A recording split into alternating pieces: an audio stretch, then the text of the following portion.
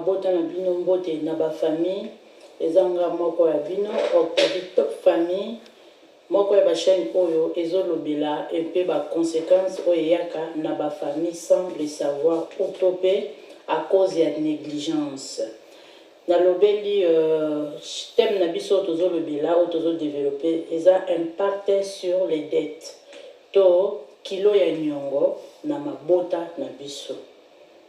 Kilo ya nyongo na mabota na biso pourquoi?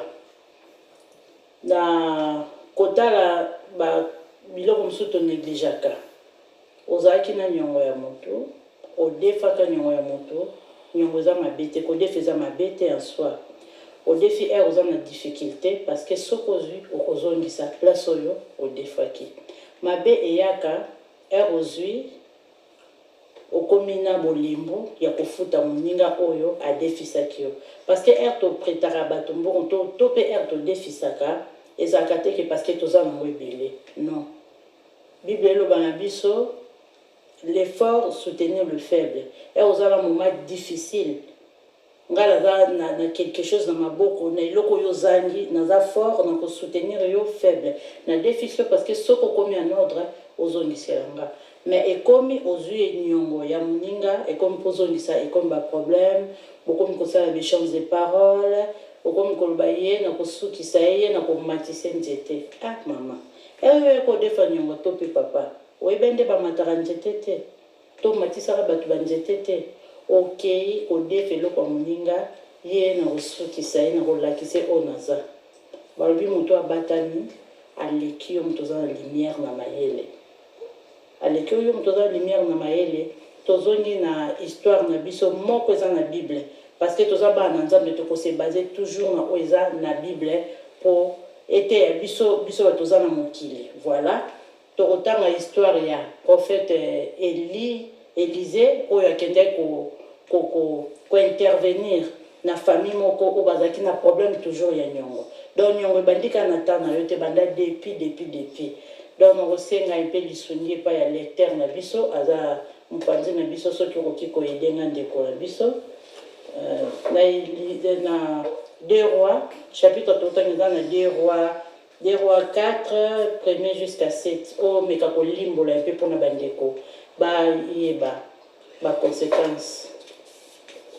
Tokotanga maloba na Nzambe na 2 rois chapitre 4 à partir du premier verset jusqu'au verset 7. La Bible nous dit: une femme d'entre les femmes des fils des prophètes cria à Élisée en disant: ton serviteur, mon mari, est mort, et tu sais que ton serviteur craignait l'Éternel. Or, le créancier est venu pour prendre mes 2 enfants et en faire ses esclaves. Papa, ce qu'on a développé. Donc, moi, si il y a mayele, moi, si oyo, azalaki na vision. Topé muto azana na vision, ezapé mobali, papa moko pe ya mayele, to maman moko ya mayele. Moi, si na topé mobali na yo, azwaka nyongo moko quelconque. Na ignorance, mobali ya kofi azali sosute, moi, si topé papa otikali na bana. Kobosani to possibilité ya kofuta ezate. Mokolo mbongo aye kosenga mbongo. Yoka mutu amayele, mutu aza mayele azana bomoto. Amonki azana possibilité ya kofuta te, asali nini akoluka seko. Papa okoki ko continuer. Élisée lui dit: que puis-je faire pour toi? Dis-moi, quand tu es à la maison? Elle répondit: ta servante n'a rien du tout à la maison qu'un vase d'huile. Continue, papa.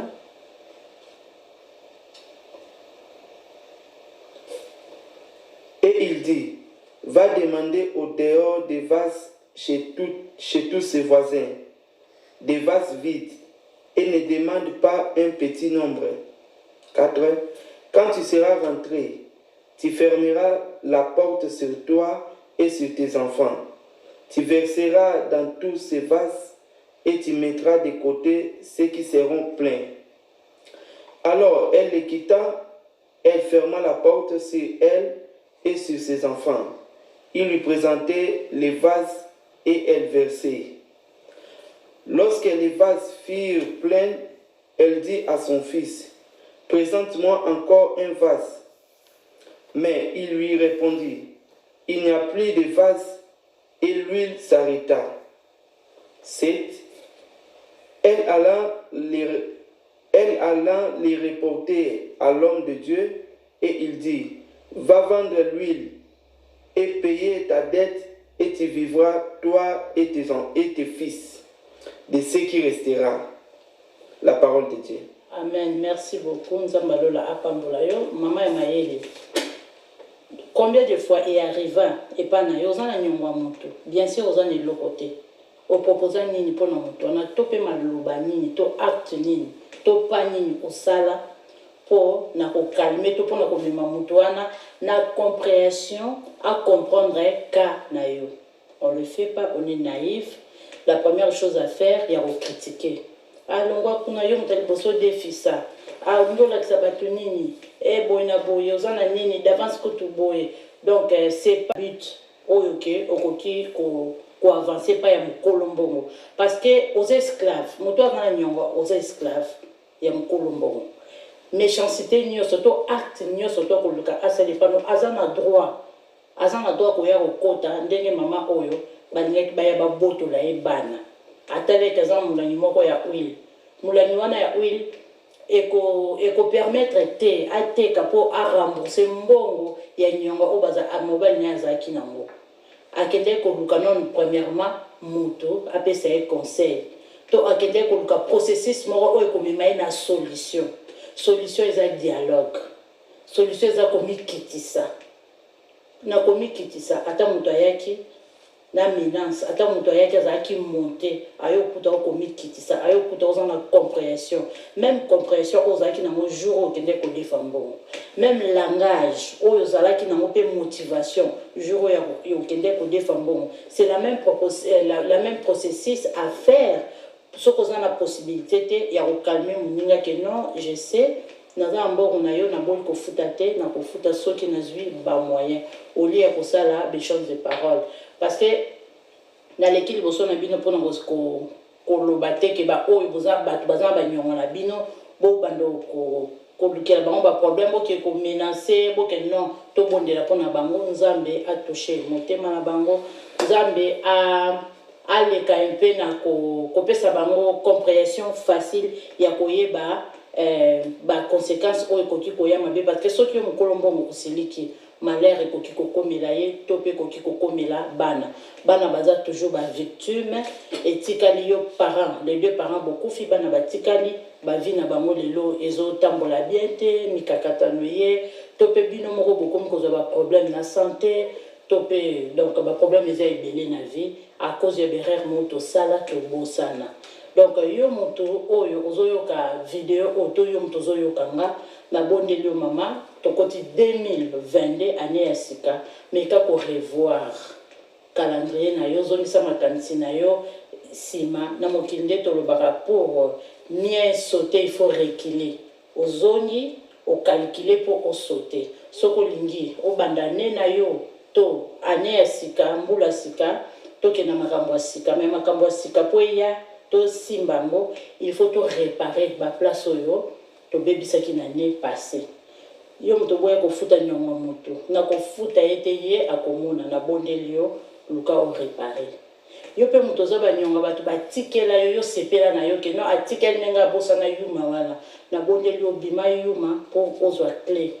ya kobima futa nyongo bato luko réparer donc luka obongisa nyongo eza malamu te nyongo eblokaka nyongo ekangaka yo pe moto defisaka ozo continuer ko defisa bato ozala na maloba malamu ozala patient et nzamba lola pe akoleka na kopambola yo akotouche pe bato bazoya kodefa epa na yo to pe bato bazana banyongo na yo donc bayiba na kofuta yo conseil na ngai bo partager yango partager vidéo oyo soki oza abonné te s'abonner parce que nako banda koleka pona kolobela pona ko intervenir makambo elekaka na ba famille et bato ebele bakokaka ko expliquer te donc to négligeango mais eza fort kimia na mokonzi ezala na bino merci na ba oyo nyonso to balandi ngai peu importe heure nini vidéo ekomeli bino donc na souhaité bino vraiment courage courage, ça la processus, telema, Nzambi, Aga, Nassima Nayo. Ça la première pas, deuxième pas, et Nzambi. Bisous, je vous aime beaucoup. En tout cas, n'oubliez pas de s'abonner sur votre chaîne Octavie Top Famille et la chaîne Nabino, chaîne Nabiso. Tous en a besoin de soutien. Nabino, le seul soutien na yo koti ko sunga biso, et s'abonner, ko s'abonner na yo, partage na yo, pe ko like. Yo partage aka ba bêtise. O partage ke loko ezo construire te, et loko ezo tonga te. Nous apprêtons à partager, à liker. Makambo ezo sunga société, ou ezo sunga ba famille, ezo sunga yo nanga o partager. Te na conseiller yo partager, nzamba lola ako kanisela yo, ako futa yo. Merci beaucoup, à bientôt.